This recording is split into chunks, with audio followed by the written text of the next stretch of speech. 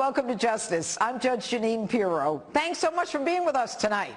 And it doesn't get much better than this. Take a look at this lineup. Kellyanne Conway, Senate Judiciary Chairman Lindsey Graham, House Minority Leader Kevin McCarthy, former U.S. Acting Attorney General Matt Whitaker, and from the state of Georgia, where everyone is debating the governor's reopening plan, Republican Congressman Doug Collins. They'll all join me. And it is a potent lineup, but first, let's do my open. Congress's approval rating was just 20% when this shutdown started, proving not only how little Americans think of their elected representatives in Washington, but how broken this system really is. Now, at a time when we need them most, they're not working, but they're getting their paycheck. Using any reason to not work is really nothing new for them, which I suspect is one of the reasons Congress's approval rating hasn't gone above 30% in over a decade. Sure, they talk a big game, yet they rarely deliver on their promises. Their ultimate goal is to be part of the powerful winning team. And folks, that ain't us. They fight to win at all costs, but ultimately it makes little difference in our lives. While most Americans were told to shelter in place, essential workers were out working. Doctors, nurses, healthcare professionals, police, firefighters, first responders, truckers, delivery workers, postal workers, fast food workers, public works workers, journalists, radio, television. But Congress? Oh no, sheltered in place like the prima donnas they are and getting paid. Truth be told, the so-called non-essential workers would prefer to be working. The Americans want to work to take care of their families, to have some control over what the future might hold for them, to eliminate the financial and emotional toll of being without a paycheck. So what does Congress do? They pass one funding bill after another, which is good, including yesterday's fourth $484 billion stimulus bill, which wouldn't be so terrible if it went to Americans who cannot work because of the virus. But no, they have to play their games to buttress their positions and their pet projects. Take, for example, the April 7th $2.2 trillion CARES Act, which included the Payroll Protection Plan, held up by Nancy Pelosi for an additional 7 days after there was already agreement.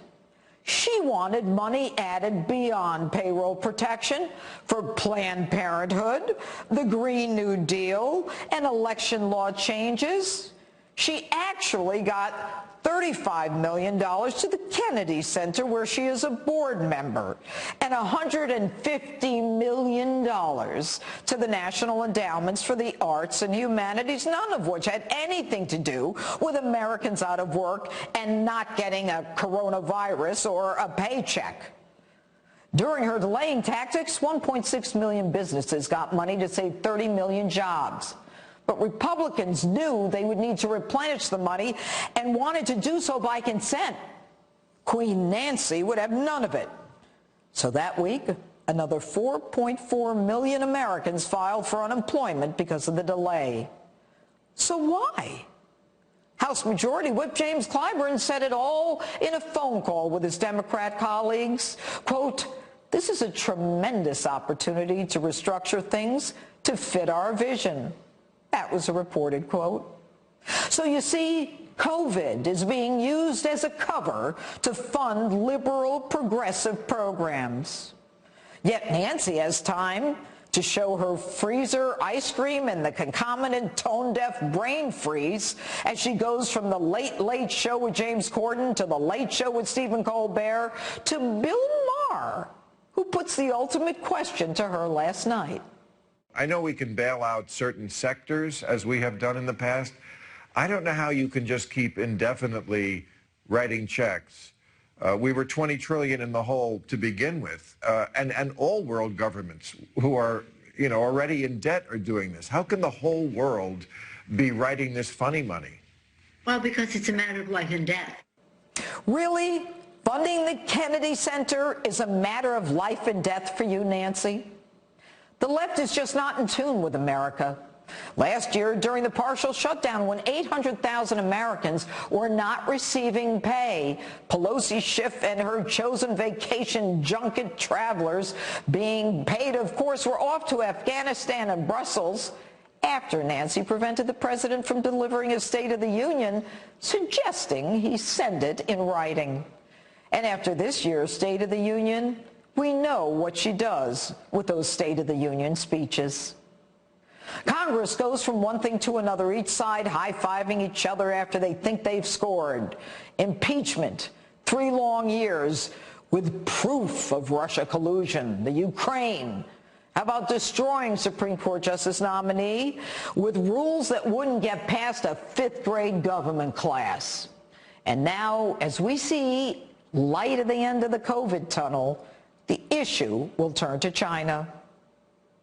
Look at what they have done to us.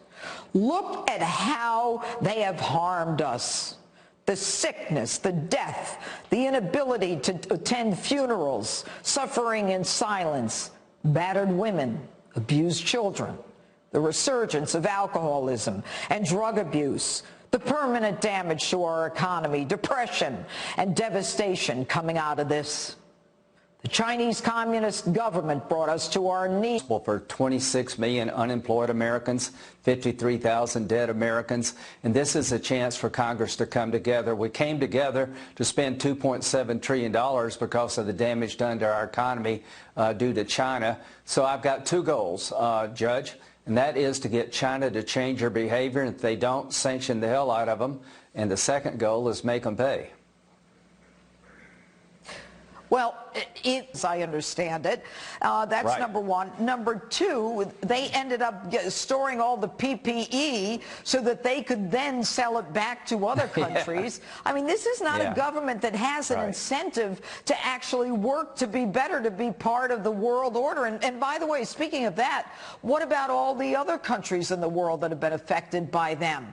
I mean, what is it going to take? Right. When it comes to China, the European Union was pathetically weak. They roll back or dial back their statement about China. But Congress has a chance to be tough, working with the president. What I want to happen is I want to say, stop travel from China, limit visas into the United States. All these Chinese students that come to our universities, stop them from coming. Stop Chinese officials from traveling to the United States. Stop state-owned businesses from partnering with the United States business community. Stop direct investment in the United States by Chinese companies until they change their behavior, until they cooperate with investigations around how the virus happened, until they let these democracy advocates go that have been put in jail while everybody's focused on the environment, and close these damn wet markets. If they don't do those 3 things, we should shut China off to the United States. Okay. But you know, when you look at Hollywood, you look at the sports figures, you look at, you know, they're not a pariah to everybody. A lot of people in the United States are making money over there. Plus, you know, the other piece is 90% of our antibiotics come from over there. So what we've got to figure out is, you know, how do we bring that supply source back?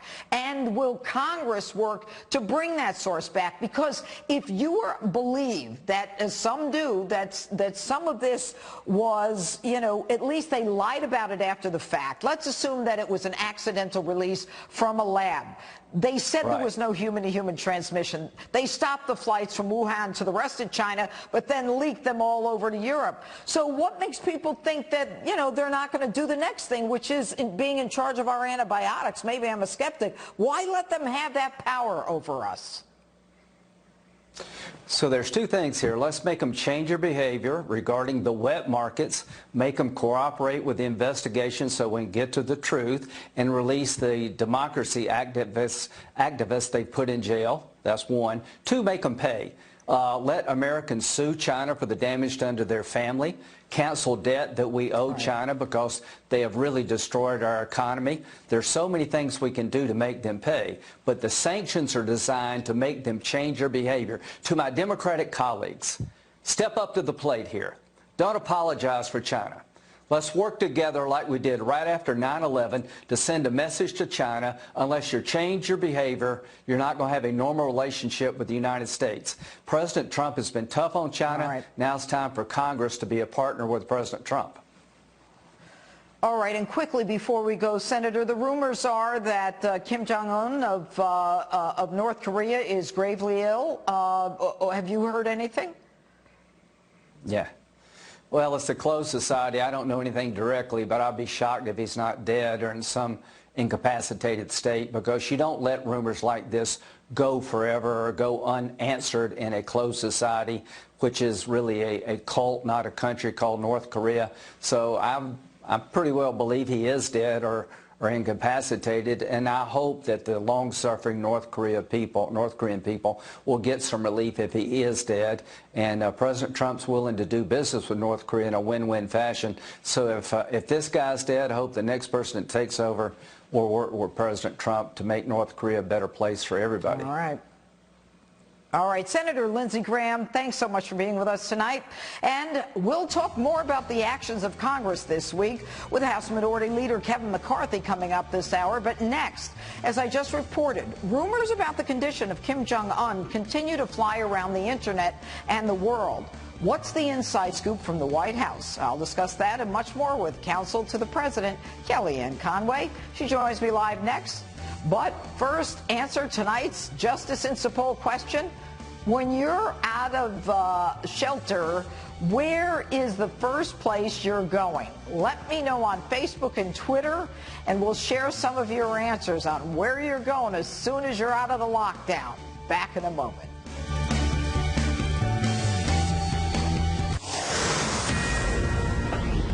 Breaking tonight, rumors and reports circulating about North Korean dictator Kim Jong-un's health. Some outlets actually saying he's in grave condition and is near death.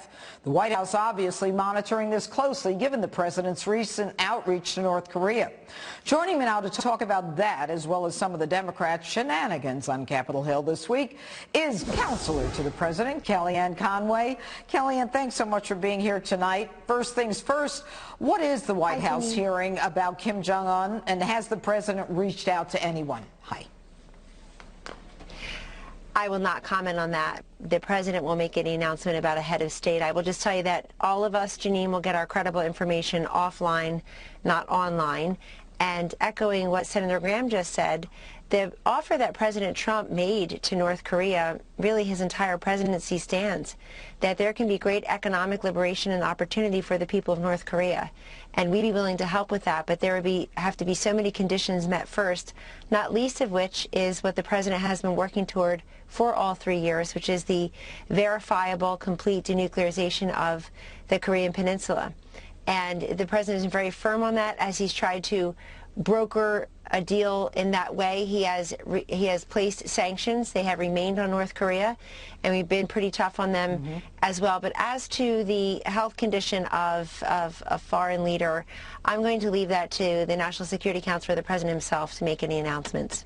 Right. Okay. I understand that, but it is highly unusual for him to be as absent as he has been. And I'm going to ask you about something that's just come out this evening in the Wall Street Journal, and that is that the White House is planning on replacing Health and Human Services Secretary Alex Azar. That is more than just online. It's in the Wall Street Journal. What say you to that? Well, what I would say to that is Secretary Azar has served for over 2 years, was in the Situation Room yesterday at the task force briefing, was there, I think, most of the week, and of course is a big part of that. He oversees a huge budget, over 60,000 employees, and the CDC, the FDA, SAMHSA, NIH, they're all connected to, if not reporting at some level, to the HHS secretary. What I find very curious and a bit disappointing is every time I read a story about a personnel change, these days it has to do with somebody who has oversight over the pandemic. And it's very unfortunate to me that you have people, some people, wishing or willing that Dr. Fauci will be silent, or Dr. Birx will quit, or they'll no longer be around, or the Secretary of HHS will be replaced in the middle of this president handling a global pandemic. I mean, think about what you're wishing some people. Well, that would not be a good thing. Kellyanne, You make a good point. You make a good point, and I understand that where you're coming from and where you're going. So let's hit it on Joe Biden then, okay? Now, Joe Biden apparently has come out and he said that I think the exact quote is something like he's not really happy with the $2 trillion, and he wants a hell of a lot more. That's quote than $2 trillion, and he said that today. I mean, is this all about printing more money?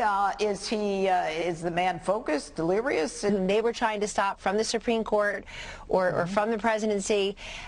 So they are not on solid ground here. They're being completely disingenuous and hypocritical by not even giving this woman her due. The second part is you have a lot of Democrats trying to push Joe Biden out of the race. They didn't want him to be the nominee. Now they're stuck with him, and they're using this as a backdoor excuse to maybe call into question, can we afford this kind, yes, that's right, can we afford this kind of possible scandalabra leading into the election? And, you know, Biden and hiding these last few weeks has really helped him. And when he comes back out, he's going to have to debate Donald Trump and answer questions about Tara Reade and other people. All right, Kellyanne Conway, thanks for being with us. And Georgia is now on everyone's mind this week after the governor's controversial plan to reopen.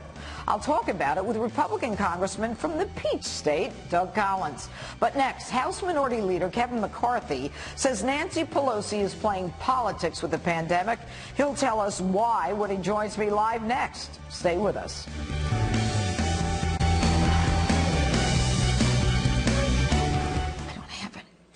Welcome back to Justice. Nancy Pelosi using a global pandemic and an economic crisis to play politics with Americans' money. And the governor of the hardest hit state in the country picks a fight with the Senate Majority Leader. Let's discuss those stories and more with my next guest, Republican Congressman and House Minority Leader Kevin McCarthy. Congressman, thanks for being here. Now, I said in my open that 4.4 million people had to go on unemployment thanks to Nancy Pelosi's delay of 7 days when there was already an agreement on the CARES Act when she was, you know, pitching for Planned Parenthood and the Kennedy Center and the Green New Deal. Was I wrong? You're not wrong. That was just last week. While small businesses shut down and made the sacrifice to keep America healthy, Nancy Pelosi sacrificed the small businesses. She held it open where there were 700,000 small businesses with applications that couldn't have any money. But the only part that you weren't right, it was more than 4.4 million.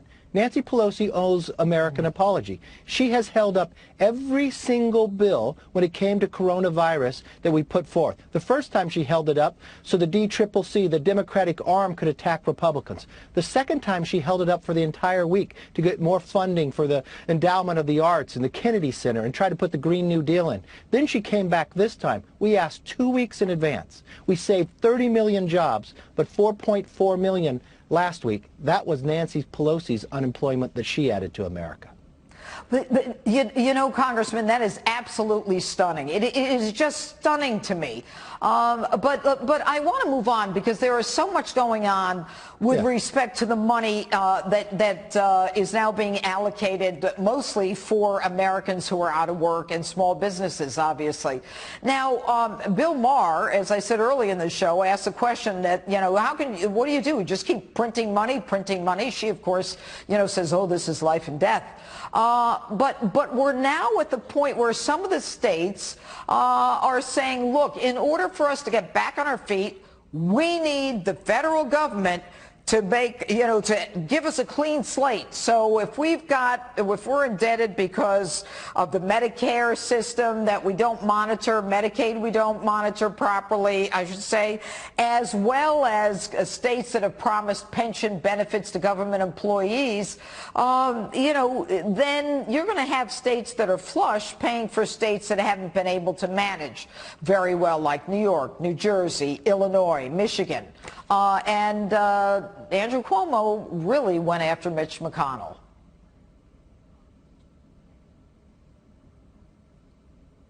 Yes, what I see is these liberal governors, when they didn't manage their own states, they look at an opportunity here, much like many of the Democrats, they want to grab more money. But if they would look at what we've already passed, we have passed through the House $2.7 trillion.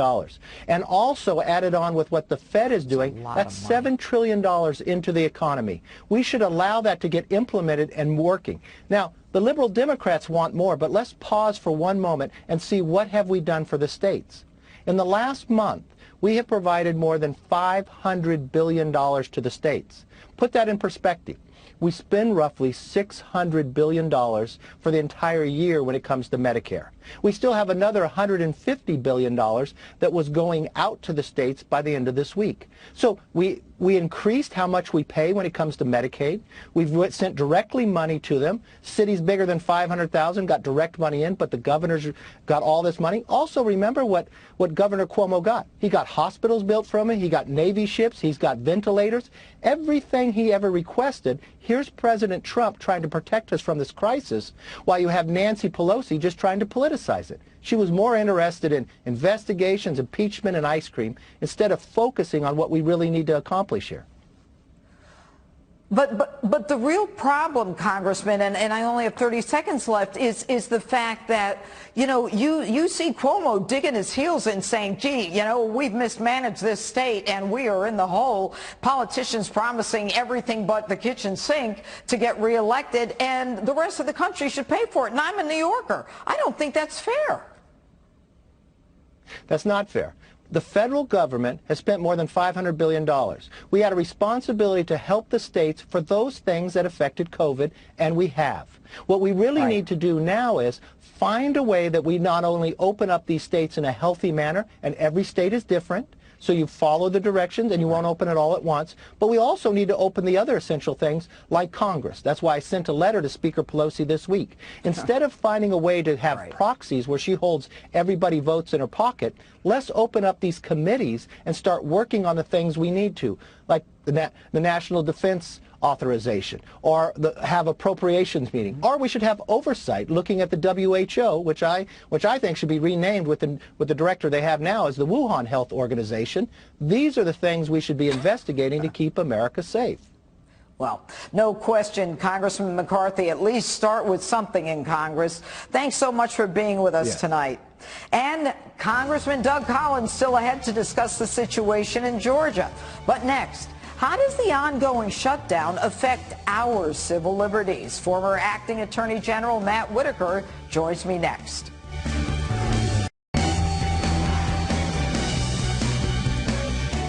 U.S. Attorney General Bill Barr raised some eyebrows this week when he compared coronavirus shutdowns to house arrests, and he suggested possible legal actions against the states.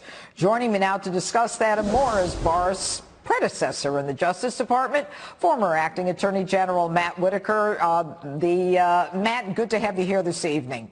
Now, the Attorney General is suggesting he might join legal actions against the states for impingement of their liberties is a rather stunning statement. When do you think that kind of thing might happen?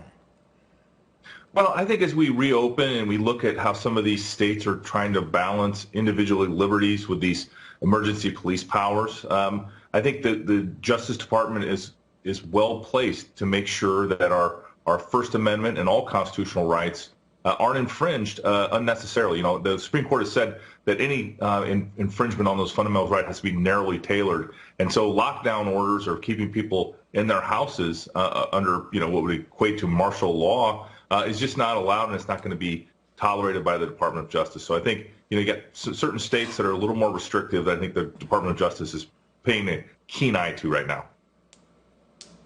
Well, when you say that, the first state that comes to mind, Matt, is Michigan, where the Attorney General not only has bizarre restrictions on the people of Michigan.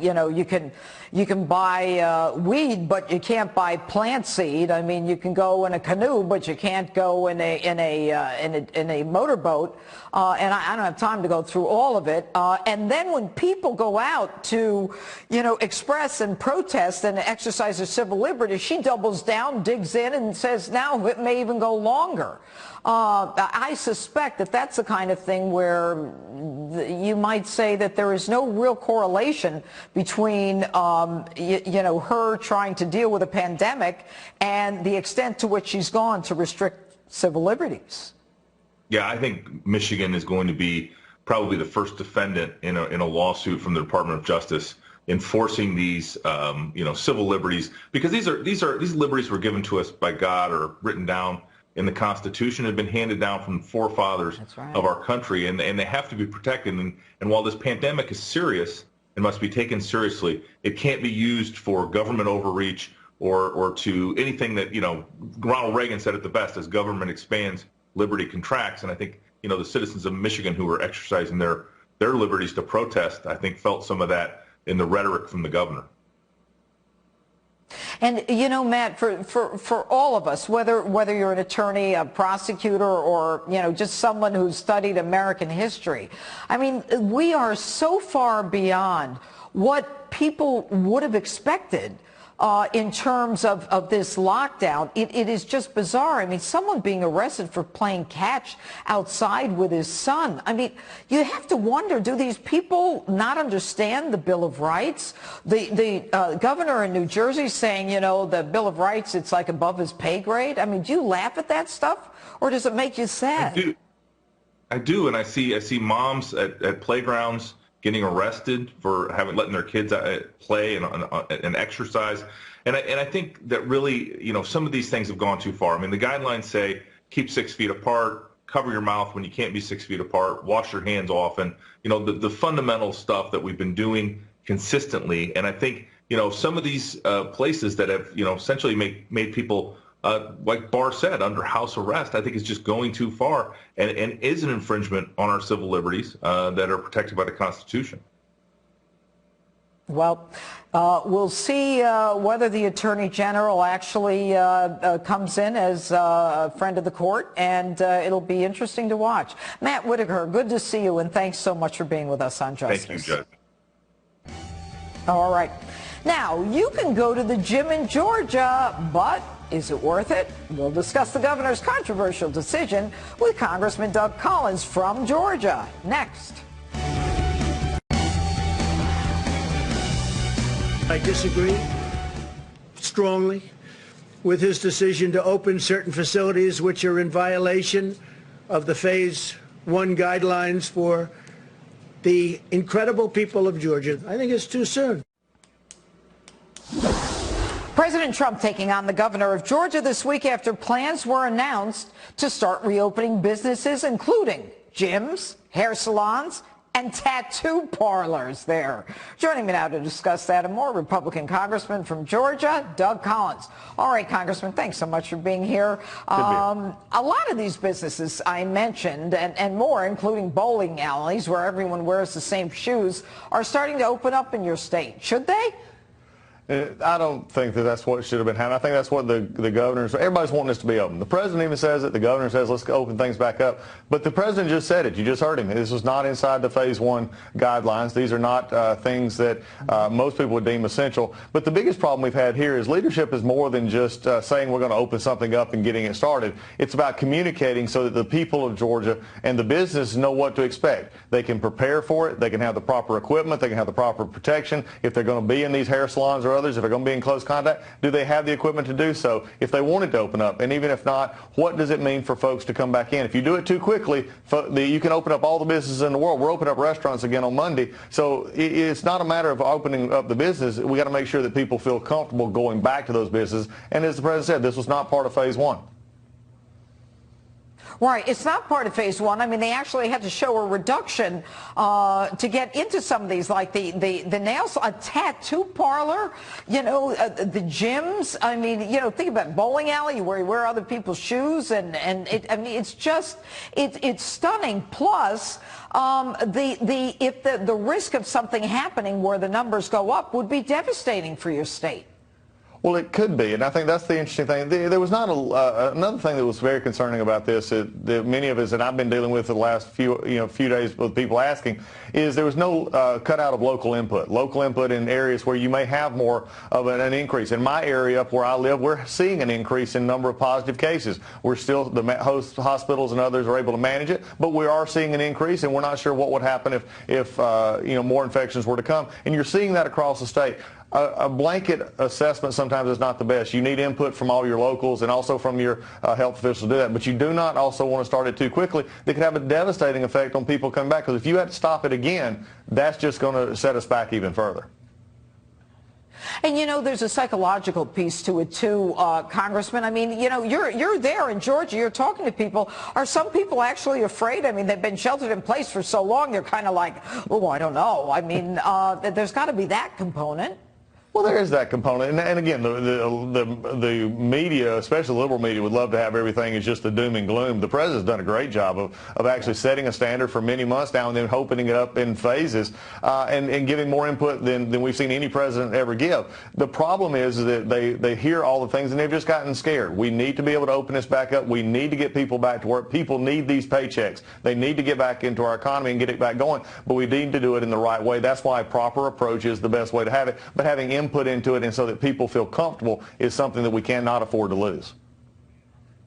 And what is really so stunning here is, I mean, it is nuanced. And you know that the president believes in Americans going back to work, getting out of the house. But he's been very critical of this because he recognizes that science and medicine have a lot to do with this. But, the senator there, Senator Kelly Loeffler, the one who has gotten into a jam for allegedly selling $19 million worth of stock after a private Senate meeting and then buying telecommunications stock, allegedly, which she denies, is standing right up there. I mean, do you think, supporting this reopening, do you think she can even appreciate what ordinary Georgians are going through? Well, let's just remember first off that Senator Loeffler was appointed by Governor Brian Kemp, so it's not surprising that she would stand with him on this. But I'm not sure if it would because, I mean, this is an interesting thing. Most people in Georgia do not work off of stock and stock earnings. That's not something new. That's not something that they're familiar with. In fact, while this was going on, their 401ks and their retirements were getting hammered while this situation you just mentioned was going on. What they want to do is be able to get back to work, earn their paycheck, and be able to take care of their families. All right, Congressman Collins, thanks so much. We'll be right back with tonight's Instapoll answers. Finally tonight, so many great responses to tonight's Justice Instapoll question. When you're out of shelter in place, where is the first place you're headed? Keith says, quote, anywhere my family isn't. Ann says, a haircut is first, then a restaurant, and all she wants to be is served. Shoe for Trump said, we're heading out to buy the biggest Trump 2020 flag we can find. And when the shutdown's over, Ron wants to move out of California. And me, I'm going to a hair salon so I don't have to color my hair out of a box anymore. Orange. Thanks for watching. I'm Jeanine Pirro, advocating for truth, justice, and the American way. Greg Gutfeld is next.